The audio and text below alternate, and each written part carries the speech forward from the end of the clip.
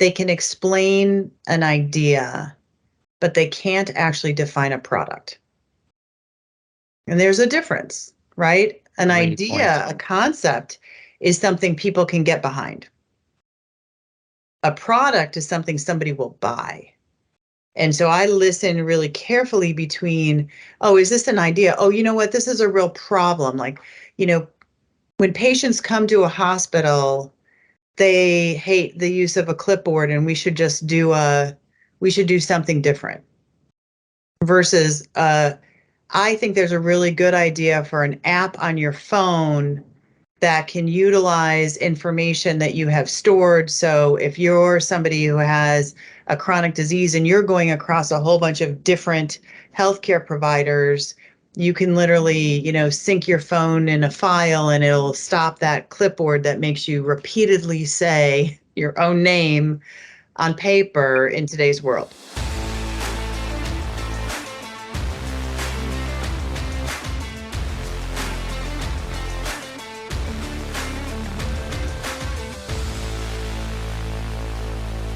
Hey, everybody. Welcome back to Over a Pint. If this is your first time listening, Over a Pint is a podcast that's focused on marketing. What Kurt and I try to do is we get together with leaders. We get together with seasoned veterans. We get together with people who are in the trenches to talk about marketing, what's going on, what's happening, hear their stories, their experiences. And yeah, that's what we do here. We've got Kurt, I'm fired up about this one because not only is our guest is a friend, I mean, she's just a badass. And as we were talking about this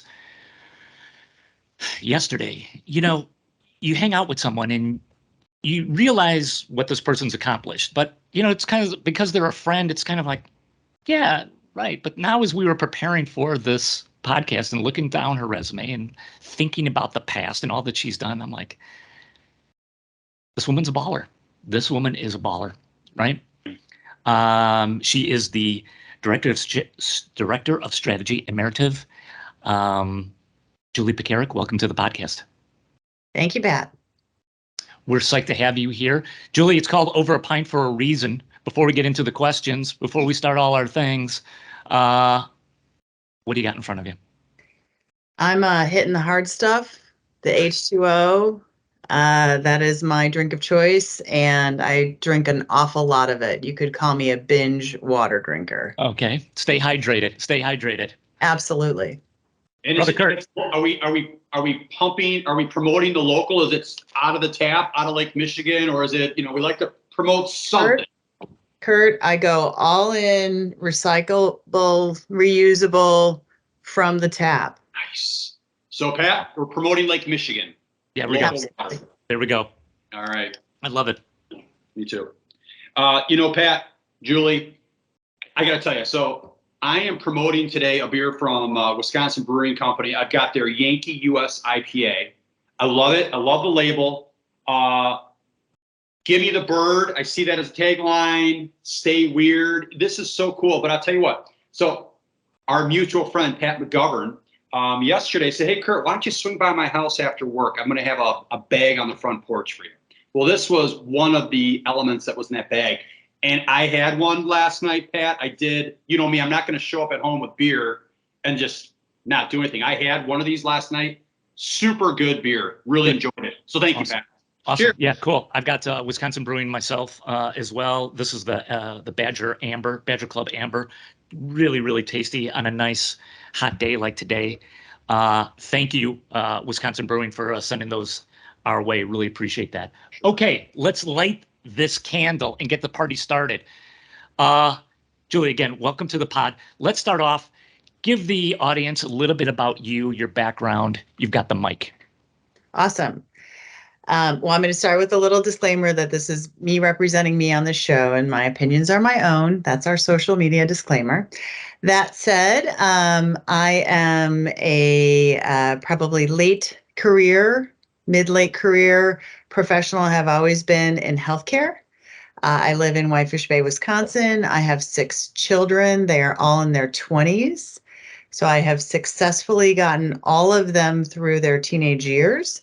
And recently got all of them through college. So feel very proud of myself for that.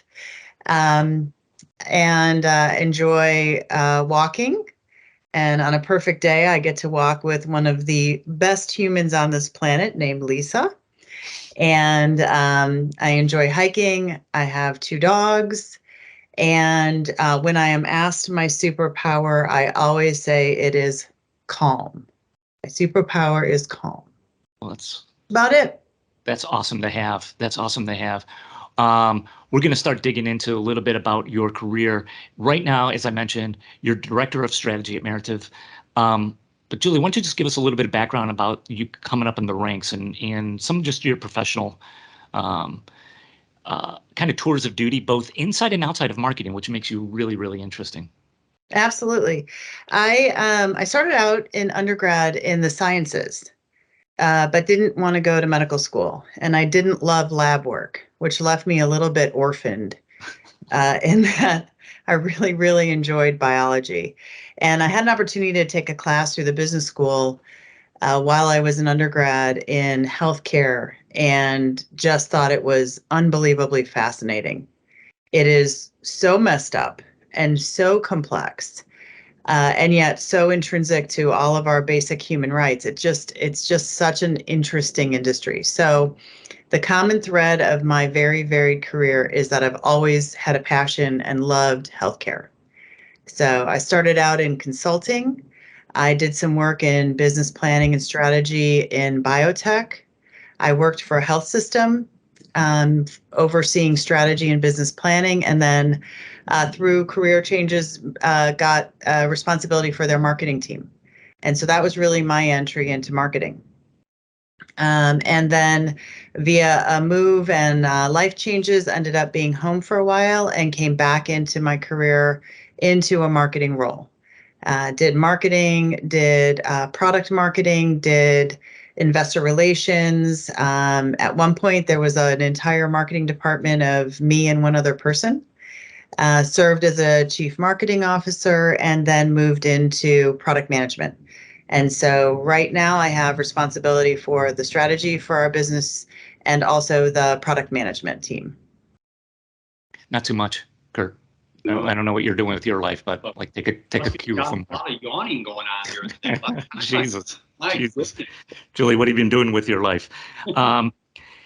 So Julie, just talk a little bit about Merative. It's a very new organization. It used to be part of IBM Watson in health imaging. Talk a little bit about the transition that's going on there again, just to kind of set the table for what we're going to be getting into with the listeners.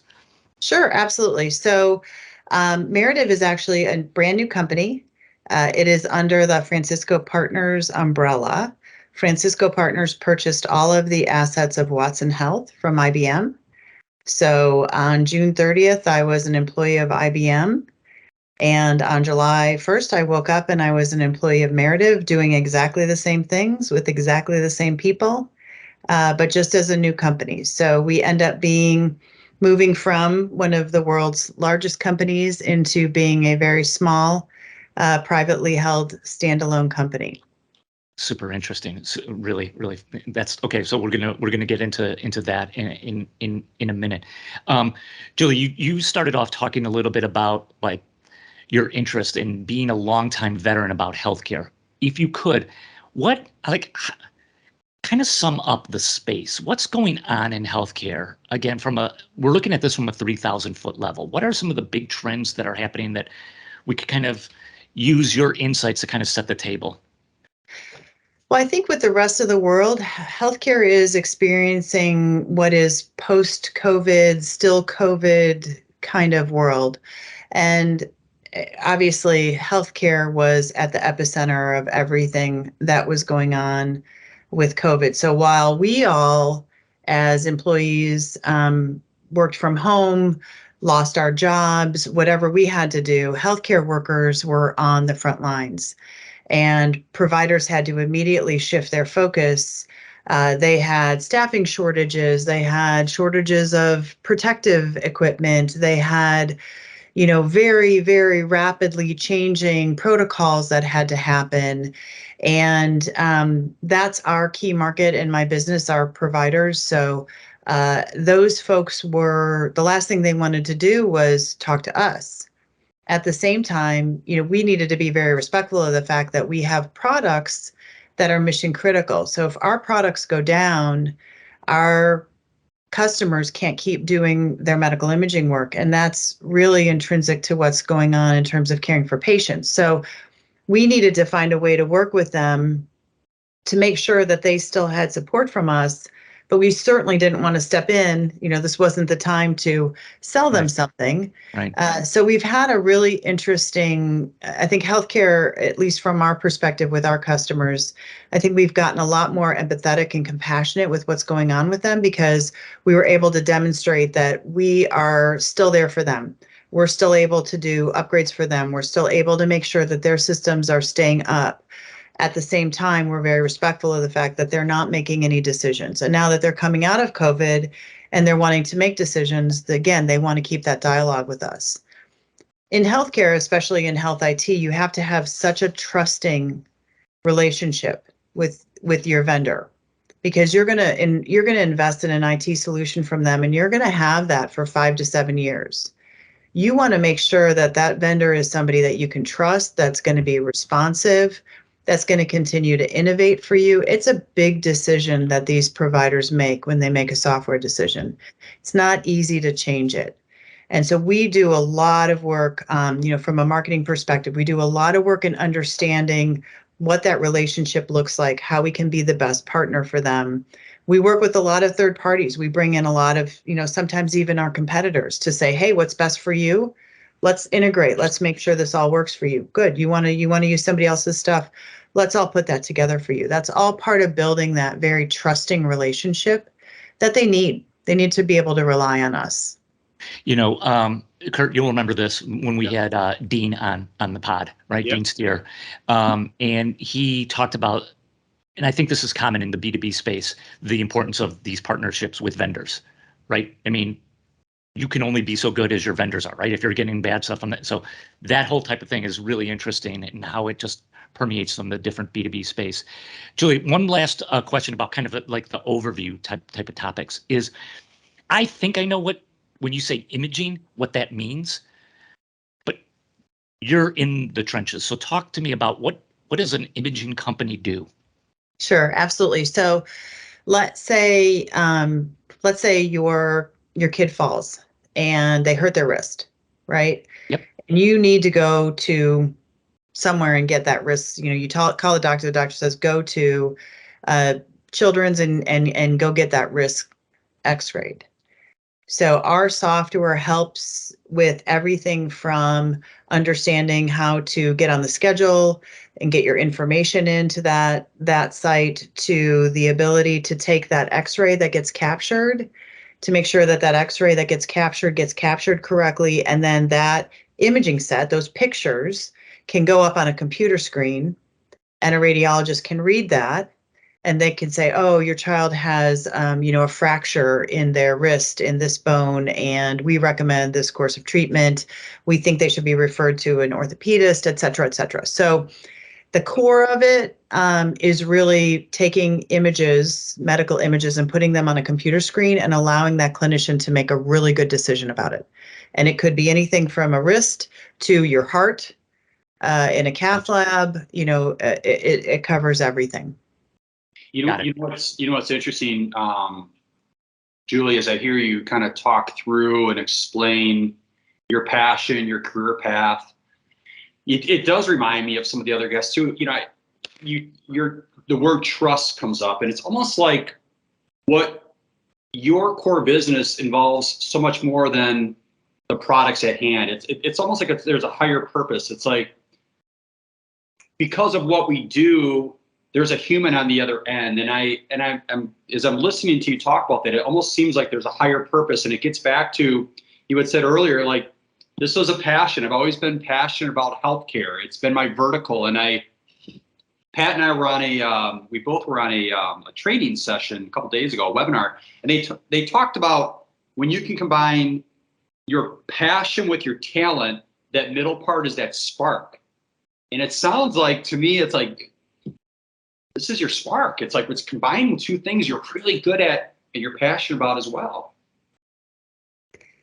Yeah, I think that it's really fun and in a little bit outside of marketing, but in strategy and product management, what it forces you to do is really, truly, intrinsically understand what that user goes through.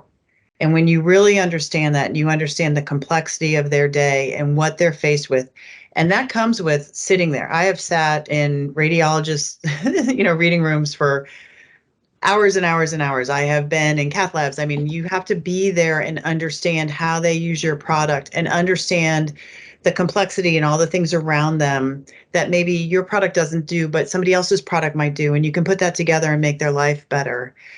So I think that understanding of the user is super, super critical across marketing, across product, across everything. And then the other thing that's so interesting, especially in technology, is that you have a clinical user, and that clinical user, they want your product to work. They want it to work. They want less clicks. They want everything to launch. They want all the information available. That's very clear. There's a whole set of clinical needs, but then in the background, you have an IT staff. Mm-hmm. And these IT leaders in a hospital, they have hundreds and hundreds of different clinical applications that they maintain, that they upgrade, that they integrate, that they try to get to work together. That's another really critical customer, because they want the clinician to be able to do their job too. But if you hand them software that is buggy, that goes down, that doesn't integrate well, and they have to spend hours and hours trying to get this thing to work, then you make their jobs really, really hard. So we really have two different, when you're looking at health IT, you have two very, very different users. They all want the same thing. We all want the same thing. We want the patient to have a fast decision. We want that patient care to go on uninterrupted with the highest quality, and that patient to get better and go home, et cetera. But the way that they do that and the needs that they have can be very, very different. So it's a very interesting complexity in terms of how you message, who you talk to, the types of ways that you build materials and campaigns and communication. Very, very different with those two different stakeholders. You said something very interesting, Julie, and it's another theme that I've picked up on from listening.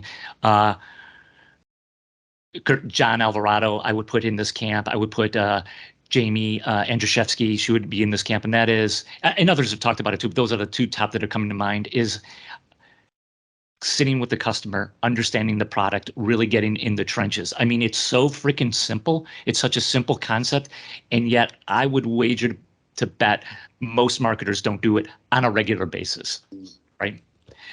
Julie, okay, let's shift a little bit now. Thank you. This was all really super interesting in so many questions, but I want to kind of stick to the script. And why don't we kind of transition a bit to talking about director of strategy and product marketing? Okay, to me, that sounds total badass.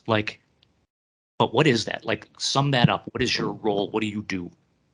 Sure. So product management is in the world of sort of they're the little mini CEO, they're the little quarterback, whatever analogy you want to make for their product.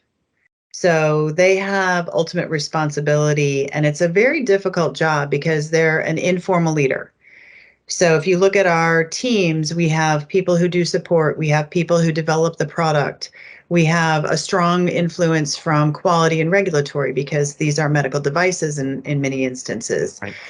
We have the go-to-market team, we have the marketing team, we have the finance people. Everybody has a stake and everybody has a functional responsibility in the business, but for that particular product, that product manager is that leader.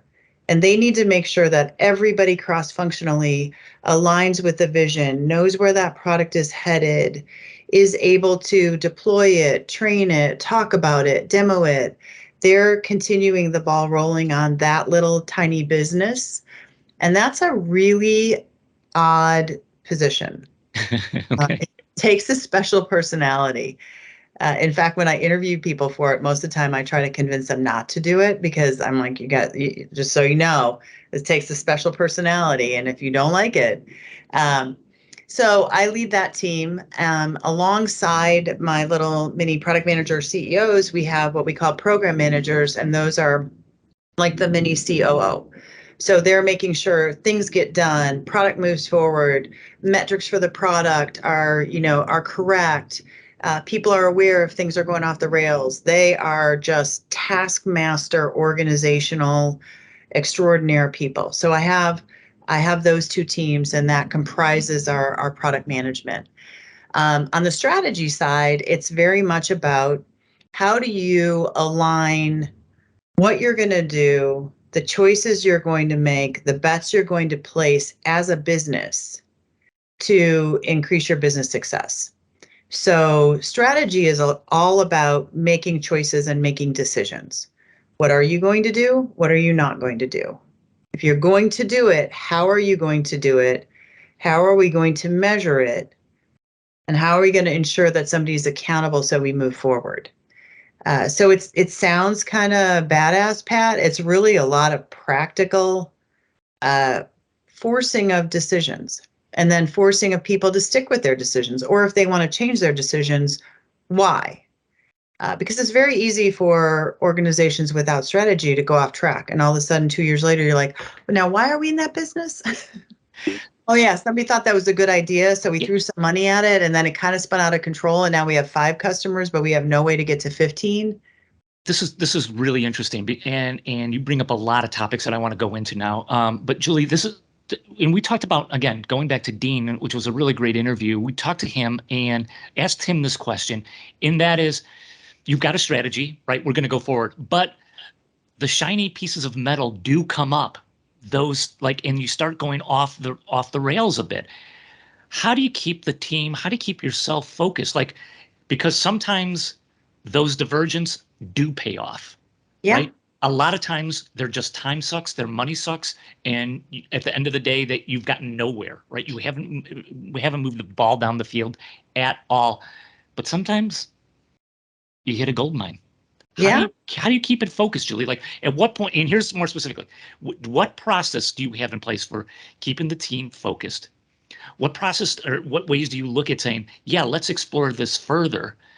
And how do you know it's like, we got something here or we don't? When do you pull the ripcord going, nope, we're done?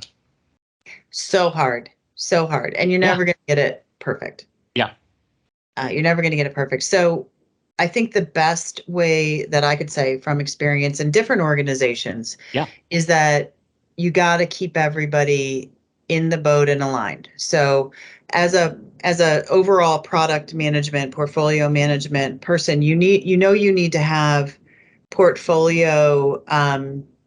You need to have a portfolio strategy, right? I can't have all my products at the tail end of life where they're great. They're moving a lot of cash, but there's not a lot of innovation. The market is saturated. There's just this leveling off of growth here. I need to be able to wind those products down, and I need to bring new products up, right? I need to have a whole portfolio so that I've got my business moving forward with more profitability here and more growth here. And so managing that entire portfolio is very, very difficult. You can't have spaghetti against the wall on the early phase, or you're going to spend a ton of money, unless you're a company that's just throwing off so much money on this end that you have to reinvent yourself. So I think some of it is saying we can't do everything. We have to prioritize. What are the biggest bets we want to place? Because we're going to place some bets here on the front end. We're going to try some new things. We should always be trying new things, but let's do it as practically as possible. Let's bootstrap it a little bit. Let's not throw $2 million at it. Let's see what we can do with a ragtag team and see how far we get. Let's not try to do 15 things. We know we can't do that. So it's knowing your organization, but it's making sure everybody stays aligned, especially the leadership, and then calling them out. Because if somebody says, oh yeah, I know you guys didn't want to do that, but I sent my little development team to kind of do that because I really thought it was a good idea. You'd be like, but wait a second. We said we weren't going to do that. Why did you do that? So I have to say across all the organizations, it's like keeping those people aligned to priorities is really the only way to manage it. And nobody wants to make a risky decision. Right. So data is critical. And I think that feeds back into marketing, and the market research part of it is so incredibly important. Before somebody comes up with this massively wonderful idea, you're like, okay, what's the total addressable market? Who's going to buy this? Do they have money? Why would they buy this? What else would they buy? I mean, there's such an upstream research component to strategy that's critical. Julie, that is a great explanation to Pat's question. And you're right, Pat, it's come up in other interviews. Like, how do you keep the organization? How do you keep the team on task or on course? And there's always got to be that something that brings you back to the accountability, or this doesn't align with our mission or our core business. But you're right, though. It's hard because every so often, it's almost like the Price is Right. It's like, I want to open up door number 3, though. I want to see. So it's risky, but as long as you have that foundation that somewhat keeps you honest, it helps a lot. It's hard, though. It's hard in our business, so any business you talk to, it's hard, but it's a great response. Hey, Julie, so on that point, I just want to hang on this for just a minute more. And that is, hypothetically, if the things that you listed off, right, total addressable market, maybe competition, I can't remember all the things that you listed, but are those the key things? Or if I came to you and said, hey, Julie, I think I have an idea.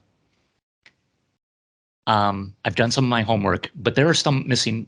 I'm going to be honest, there are some missing things I don't know. But those things that you rattled off, that's what you're listening for. That's what you're looking for, right? How much homework has been done? What I'm trying to get at is, what are the make or break questions or answers that you need to hear to say, you're not there yet, or yeah, dig in a little further. Are there a few things that's like, these are just always my go-to things? If this person hasn't done this, or this team hasn't done this, you ain't ready for prime time.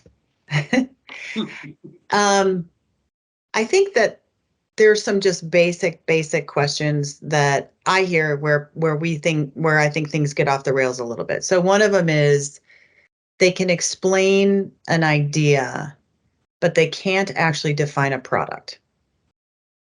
And there's a difference, right? An Great idea, point. a concept is something people can get behind. A product is something somebody will buy. And so I listen really carefully between, oh, is this an idea? Oh, you know what? This is a real problem. Like, when patients come to a hospital, they hate the use of a clipboard, and we should do something different.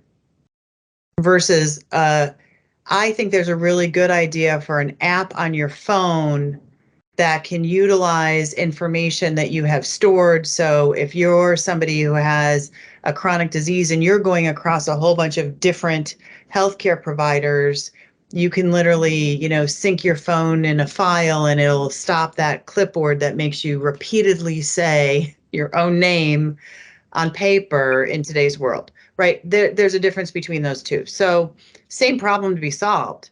One person has said, yeah, we should really come up with this thing.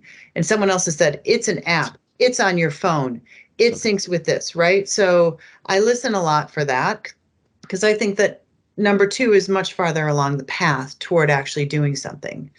And then I think, again, if there's not a market for it, that's not a barrier, but then how do you start the market? Like, right. Nobody has this today, but people will buy this kind of thing. And I'm probably not answering this really, really well, but I think that there's just it's a process of refinement. And I think you go in the first time, somebody's got a fantastic idea. You say, that's a fantastic idea. I have these 15 questions for you. And then they come back and they say, oh, I answered these questions.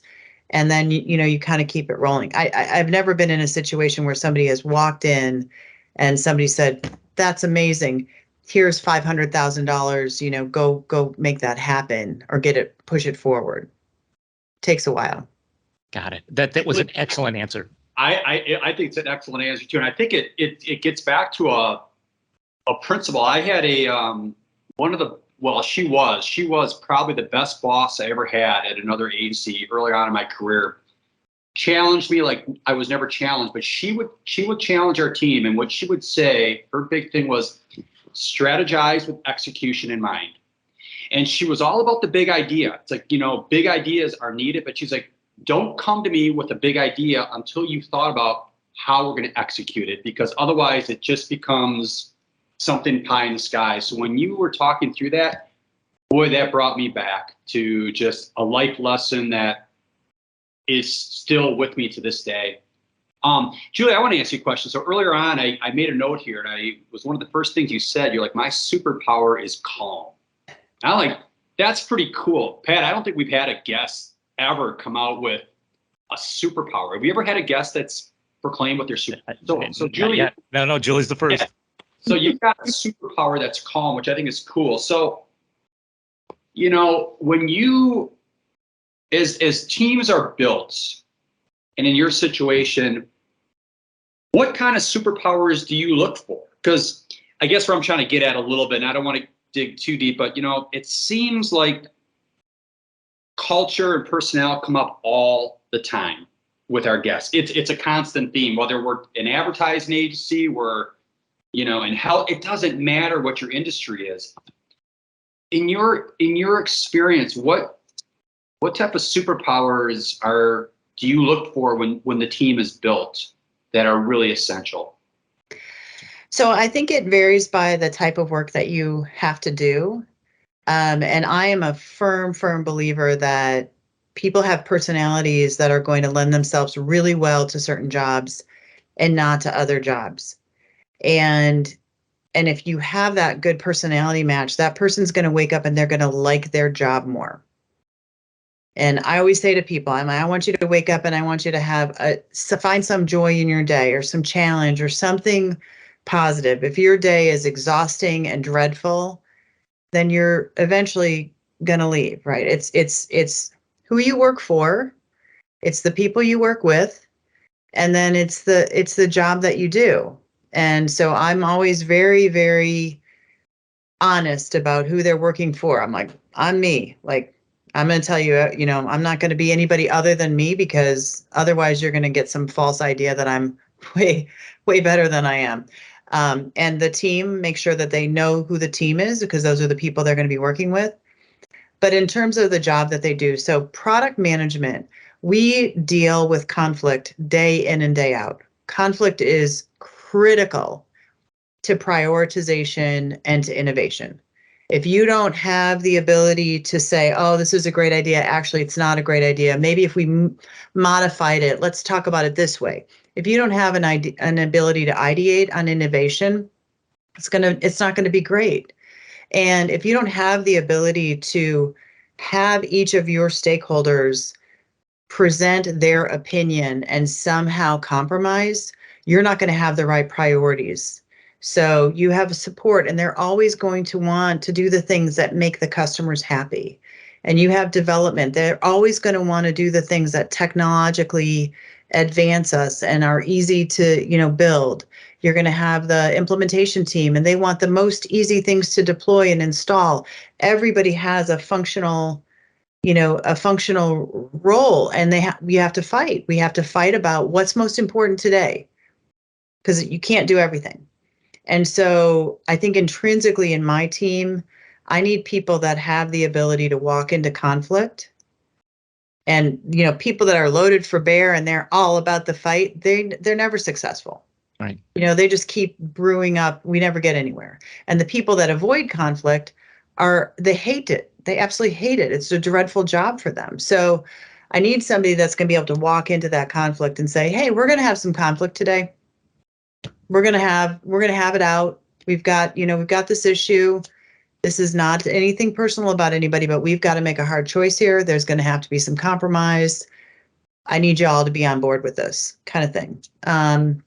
So that's a really critical role. And a second critical role that I talk about is informal leadership. It's very important in product management and also in strategy that none of these people work for you. You can't be an authoritarian dictator. You're trying to get all these people that don't work, support works for support. When I was in the health system, nursing worked for nursing, but you're trying to get everybody working together to do something. And your ability to get them to buy in, I mean, and that's exhausting work for people who don't think of it as a fun challenge. So I think there are personal attributes. I mean, I think that people who are in go-to-market or who do, in marketing is a great example. You have somebody who's doing market research, total different personality type than the person who's doing your events, right? I mean, completely different personality types. And you get somebody in research and they say, well, I want to do events. And you'd be like, maybe they are like a really love to do event management, get out there, talk to people, generate those leads, go out on the show floor, all that. Like maybe they are that kind of personality, but if they're not, they're just gonna be super unhappy. So I look a lot at what are the intrinsic things that need to occur in this job that are more tied to personality, and really be honest with people. And then they have to be honest with themselves. Okay, I want to ask you a question about June 30th. You're an IBM employee. July 1st, you become a Merative employee, right? You said your job is basically the same, but the letterhead has changed.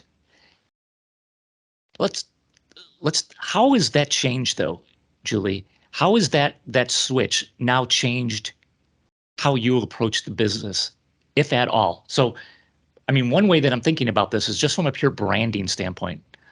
I would think the way you approach business, the way you approach customers with the IBM Watson, letterhead, business card behind you, backing you up, open some doors. Merative, you could say, oh yeah, we used to be this, but now we're this. How do you start thinking about things differently and building a brand, and what has changed for you?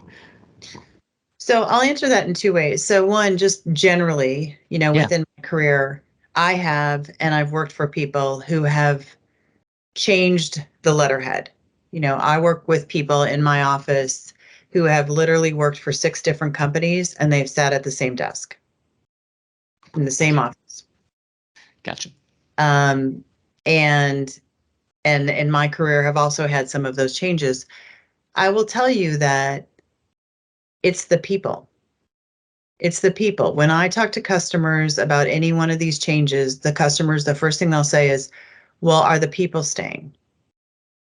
And so the naming is not the most important thing. The customer is the most important thing. And the most important thing to the customer is the team. Is my product still going to be there? Are my support people still going to be there? Am I still going to get, because again, we go back to, especially in healthcare, it's such a trust relationship. So whether, the name is ABC or XYZ, they want to know that the product and the people are going to still be consistent for them. And so in any change, that's what you have to focus on, is making sure that those customers understand exactly what's going to change. Oh, your support email is going to change. There's going to maybe be a different link for this. Those are, we want to be really clear. Things change, right. But all of these things are the same. So I'm very proud when we make transitions and we're able to concentrate on the right things. I will say, speaking from just my personal opinion, I think that the brand work that was done on Merative is beautiful. I don't know if you've had a chance to look at it, but they did amazing work. And having been in past marketing organizations where I don't think we did anywhere near as beautiful a job as that, I'm in very much admiration of that team and all that they accomplished. You have the director of strategy title. You also have project management title. And as you have described this, it seems worlds apart.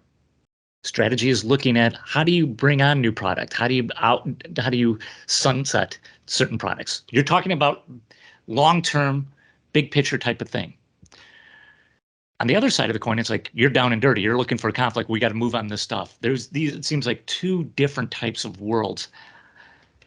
One, what do you like better? Like 51-49 Like, what do you just gravitate more toward? That's one. And two, how do you balance both of those?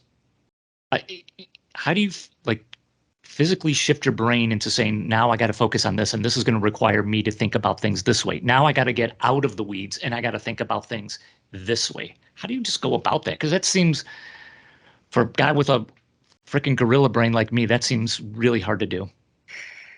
Yeah, it's a great question, Pat. There are elements I like of both, and I'm super lucky to have both of those things. And maybe I have ADHD, but I really, really, really enjoy understanding where a market is headed. I love the idea of understanding, going to conferences, reading papers, the technology change. People say, healthcare's in the dark ages because, again, we go to the doctor's office and we have to write on a clipboard. But healthcare is some of the most advanced technology and science in the world. And so understanding where that's headed is absolutely fascinating to me. My science brain loves that.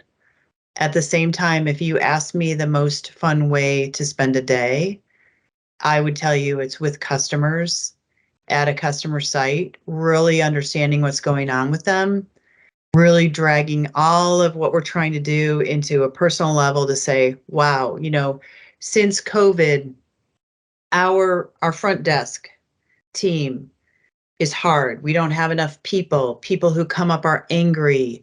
We don't have enough schedulers. And so people just show up and so you can like learn and see in under a half hour that all the technology that you have in the world way back, downstream for this is great. But the problem is like these poor people at the front desk are struggling because COVID and, where we are in the world and all of that you can't learn that in a paper. So again, ADHD, I love the idea of doing the reading and the research and the forward-looking things. But man, I so love sitting down and talking to customers about real problems and understanding where they're at today. So I guess that's why I love living in both those worlds. Awesome. You're talking about imaging here, and you described that earlier in the pod about, what this is. And we're talking about big, expensive pieces of machinery, right? Julie, if you could, just explain to the audience, like, how do you go about even just kind of marketing a product like this? What's the sales look like? How do you go up? It's not like you could go to the store and go, oh, yeah, I want that imaging and that one too. And hey, this is a 2-for-1. Right? I mean, how do people go about purchasing that? And what's that like? I mean, are you filling out RFPs? Do you do trade shows? A lot there. So sure. Yeah, take it. Absolutely. And so just to preface it, we're doing the software. So we're not actually selling the machine, Awesome. But that Good. Software has to connect to the machine. Yep. So it's imaging. It's a picture, right? There's no way somebody is going to buy something that they need to use to do their work where they are looking at medical images without actually seeing it. So this is not an online purchase. This is not a remote purchase. It means at some point you need to be sitting down in front of those clinicians. And a radiologist, if you've never seen how they work, they have 4 monitors. And it's not just the tricked out monitors we all have from our home office where we throw like a file on each one and we make them really big or something. Yeah. They have critical information on each of those 4 monitors. And so they don't just want to see, I sit down with them on a laptop and I say, hey, here's what it looks like. You should buy it. You have to show them that entire setup, which means we're hauling, and the monitors that show the medical images, those are special monitors. You don't just, it's not just something that you buy from Best Buy. So we're hauling all that equipment in. We're setting it up like a radiologist would use.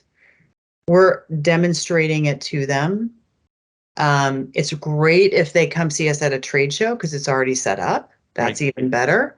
But it's really hard to get a lot of clinicians to a trade show because you can't say, oh, we're not gonna do our jobs today. All of us are going to a trade show. That doesn't work in healthcare. So you need, it is a very face-to-face, a very visual sale. And so marketing is very complex and complicated in that area of healthcare. And even when I was in the health system, or even when I was in biotech, healthcare is a complicated marketing question because you have multiple stakeholders who want different things. And it's a very complicated thing to explain. I spent a lot of time in marketing on the elevator pitch.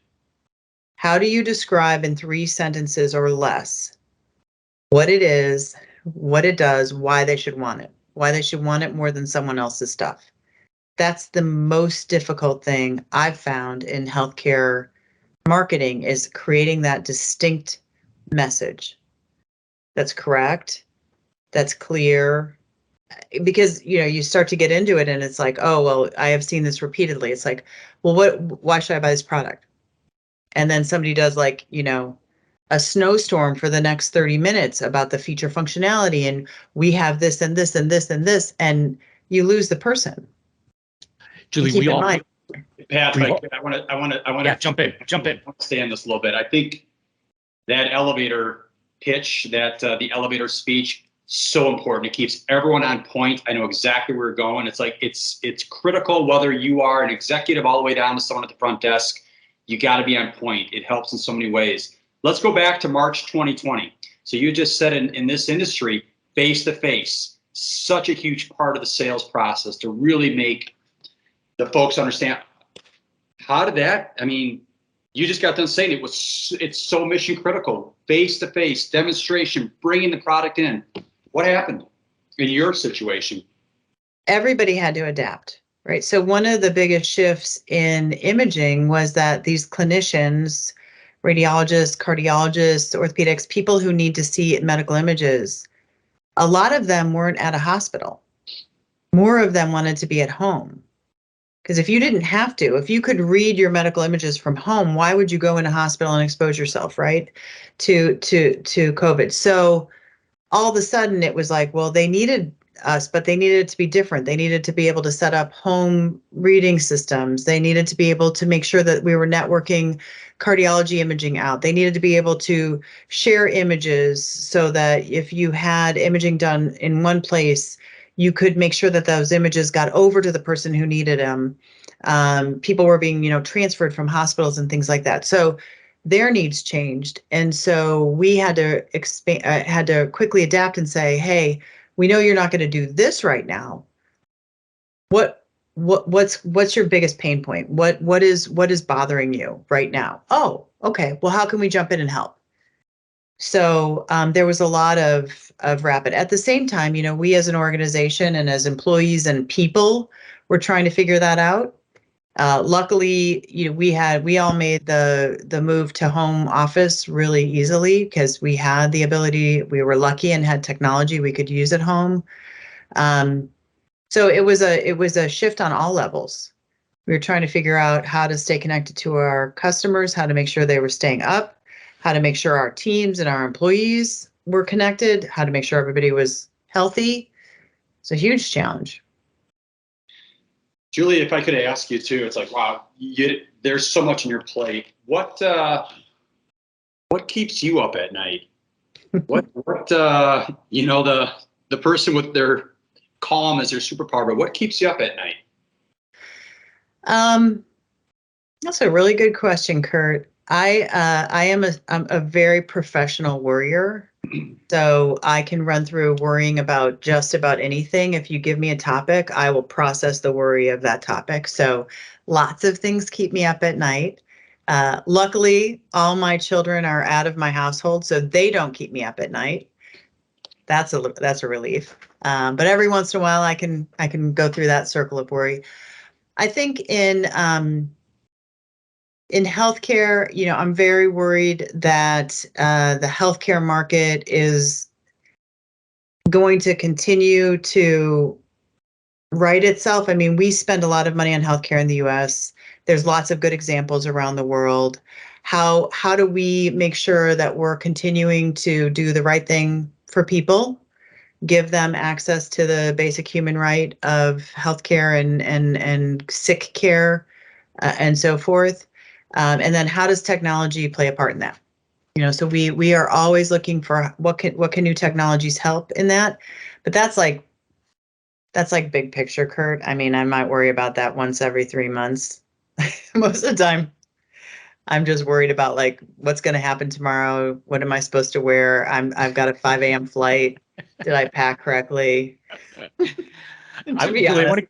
I want to get back to, before we wind up, I want to get back to some of the marketing, some of the things you were touching on just a moment ago. You said this is a very face-to-face type of transaction, building the relationships, right?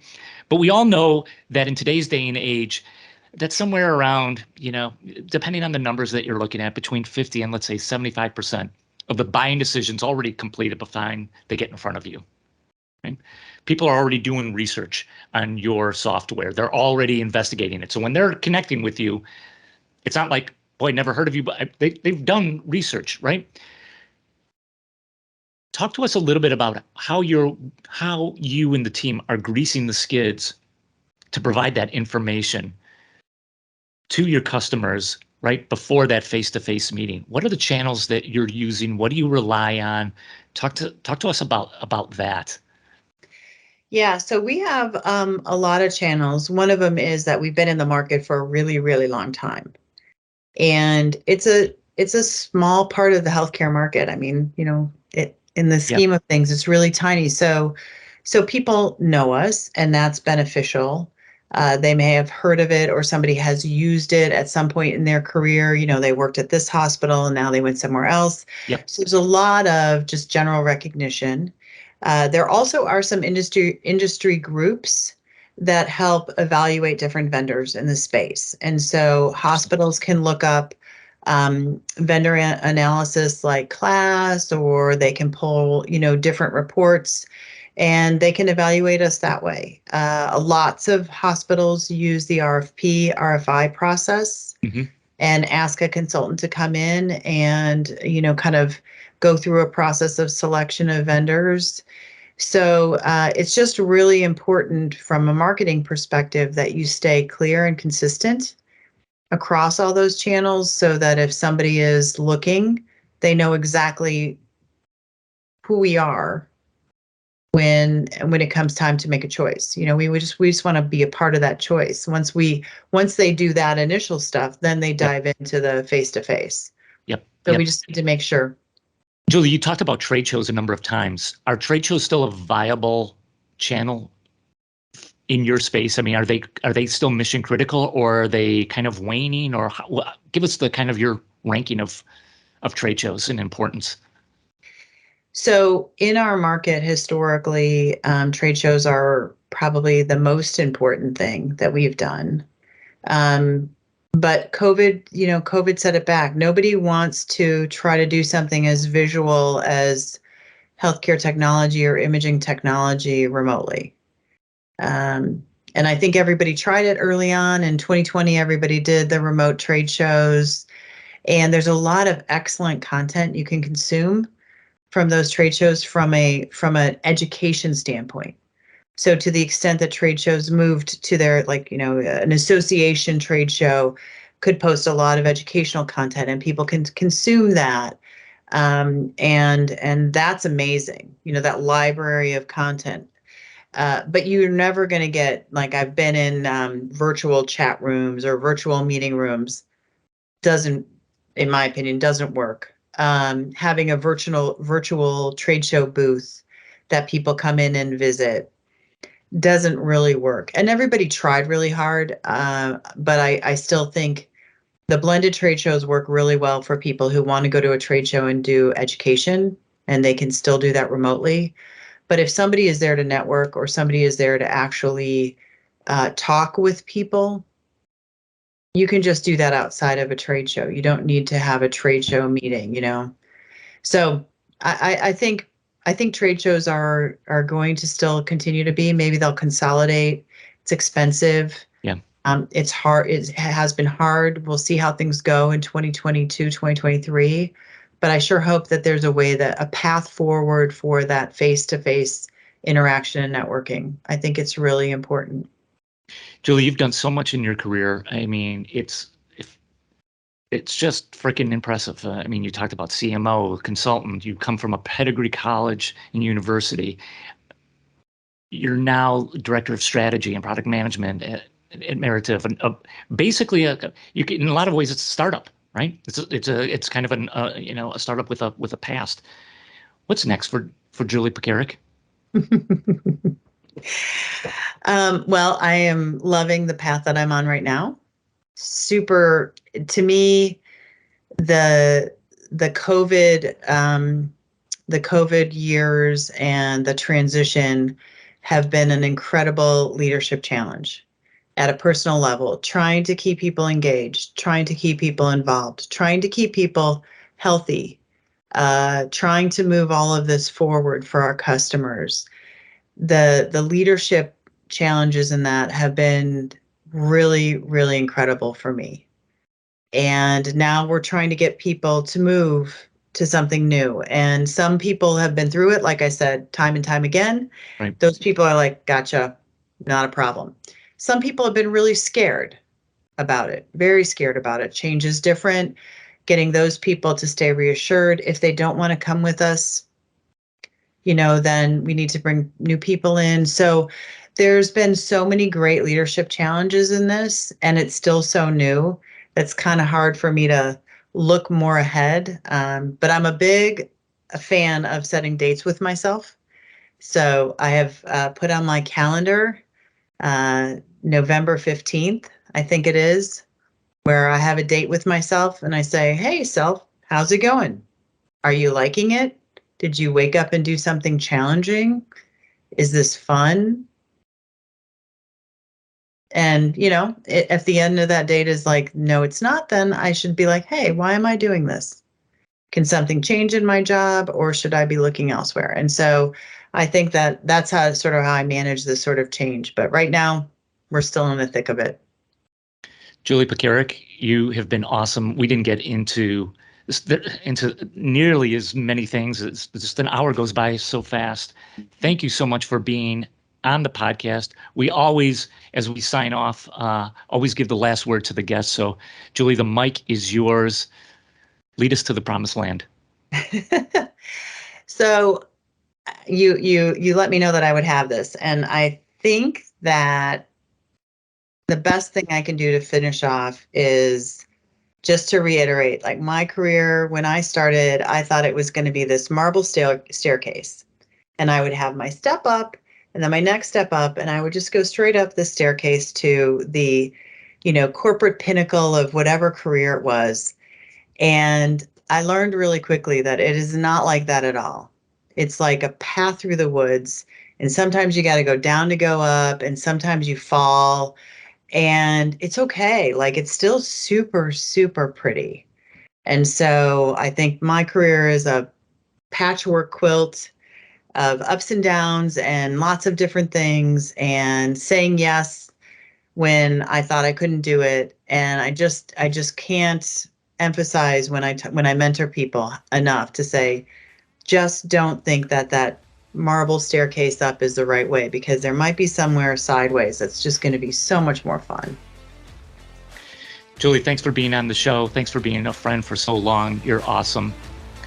That's it, everybody. Thank you, Julie. What a pleasure. Have a good one. Cheers. Cheers to you. Take care.